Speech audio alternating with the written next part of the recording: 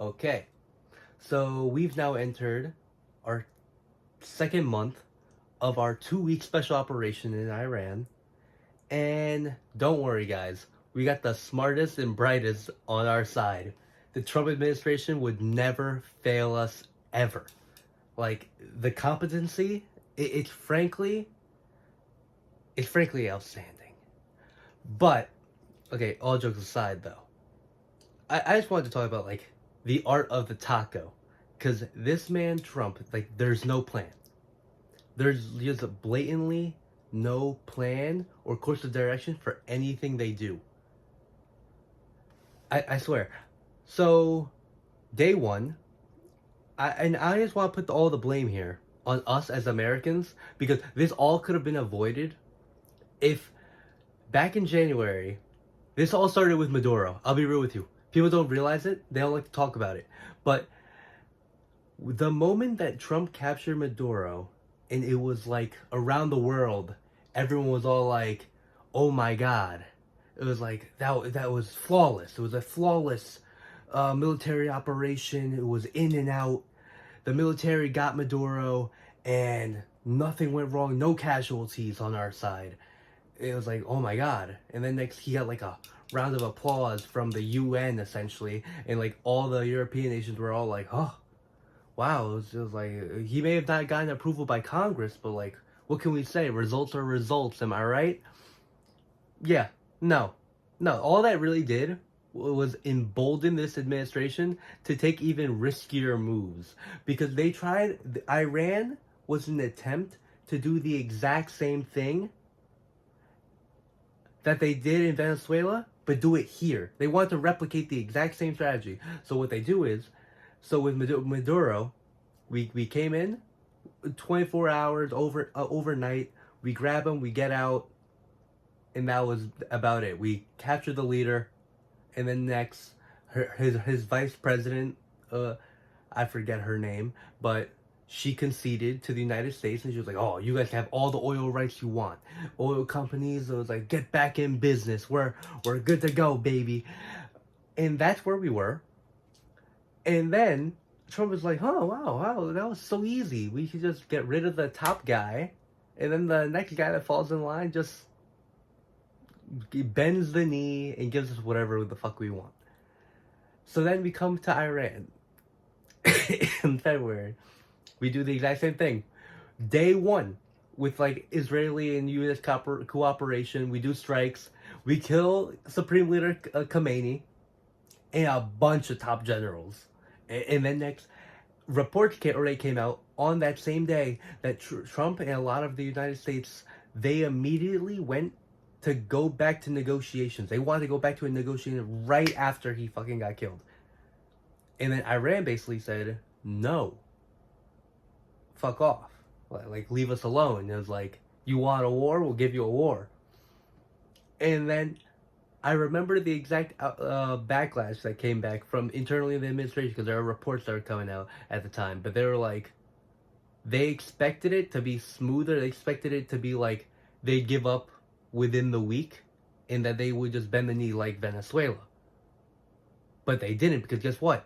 They hold all the power. Iran, for decades now, since like the 70s, we've known they controlled the Strait of Hormuz. Like, there's nothing we could do because unlike Venezuela, Venezuela has no real allies or real power or anything that they can enforce upon the global market, you know? Because like people are gonna say, oh, they have oil. It's like, okay, they don't really refine that much, and they don't like they have a lot of supply that we could tap into, but they don't really export that much realistically compared to most of like the Saudi countries over there. But more importantly, the Strait that has been a choke point for decades. And then when questioned about it, the Trump administration basically said it was like, we didn't really consider they would do that. Like, we didn't really plan for them to like close the strait. You know, like, my bad, oopsie. So now that leads us to today, or at least this week, where literally last week he's like, "Oh my God, the ultimatum is here. If you don't, it was like if you don't open up the strait by Monday, it was like all hell will break loose. I'll destroy your energy infrastructure, and it's over. And then he chickened out on Monday, right before markets opened, because we saw the market panic in like the Asian countries, like the Nikkei like index over there in Japan was like down like 6%, like everything was plummeting in Asia. And then Trump saw the futures market completely like going into free fall, and he like chickens out. He's like, "Oh, we actually had negotiations. We're in talks right now." And then the Iranian government's like, "We didn't speak to no one. What are you talking about? Talks? We have not spoken once." So then that leads us to this week where they're still not really talking. And Trump over Easter it literally crashes out. He's like, he's on the Easter tweet. It's probably one of the funniest things ever because like, okay, the Easter tweet. This is off track, but the Easter tweet.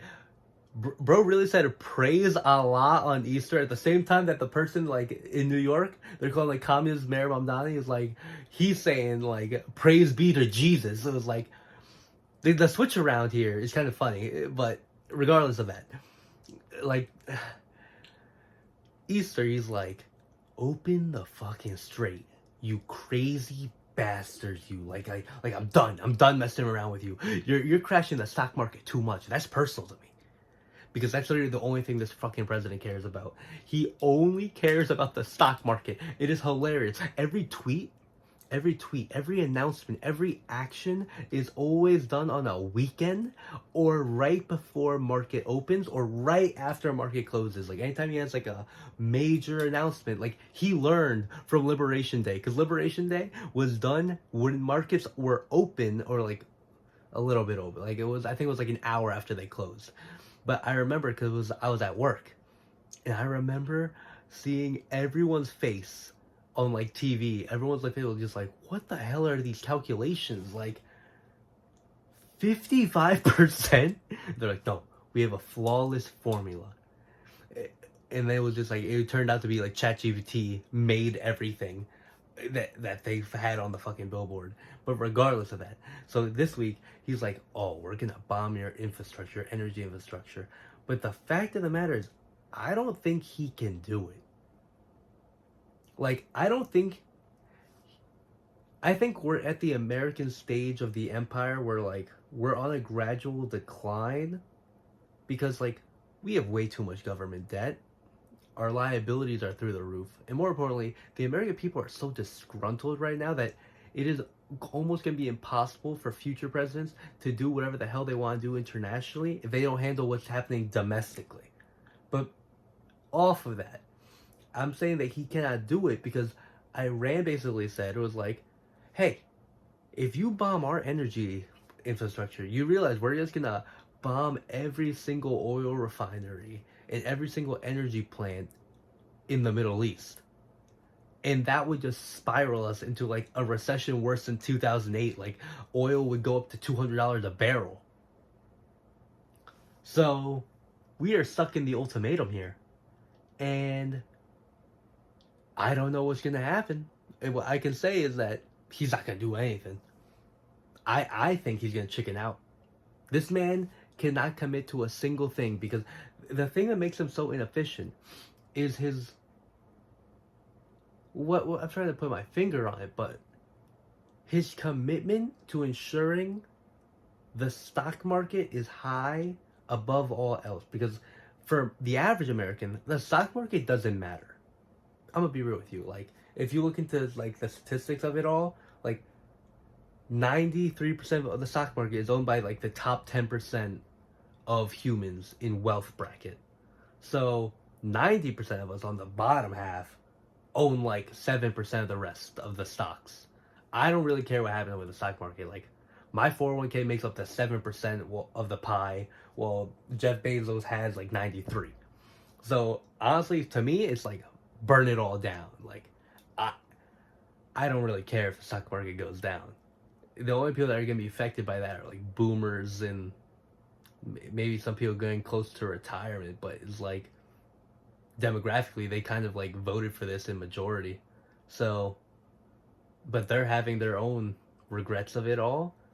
So I don't know how we're gonna move forward. What I can say is that I don't think this is gonna happen. And if it does, you'll probably hear it from me next week because I'm kind of like losing it right now. The like videos right now, right, are for me to not lose my mind because I am a yapper. All right, if I don't speak or get my thoughts out clearly, I feel like I'll lose my mind. And I know it's a hard thing because I'm gonna be real with you. I'm that guy that posts on his like Instagram story. It was like I'll send like a 3-page essay of just some random thing I was thinking or some random thoughts about my personal life. I don't know, man, because I'm a talker. But I truly hope that it doesn't escalate because I need to buy gas for my car to get to work tomorrow. And I also, more importantly, I don't want another 2022 Ukraine oil Russian spike happening because that's just going to trickle down to 2022 inflation all over again. And I'm not doing that. I'm already broke. Like, I got a good job, but like, it's not enough. I could barely do anything fun. I want to buy Marvel Rivals skins, but I could barely even do that. I haven't even bought the season pass yet. I'm tired, man. I'm so fucking tired of this. We got 2 more years. I'm gonna lose it. I'm gonna lose every day. At least, like, Chrissy Nome got fired. Pam Bondi's gone. Come on, Cash Patel. Come on, PXF. Not Cash gotta go. I'm gonna be 100% real with you. Like, he's like the one person where I'm like, you're so disgusting, you know. Either way, I'll see you till next week. I guess I'm gonna try to put some graphics in here if I can. I'm still learning editing. We'll see. Adios.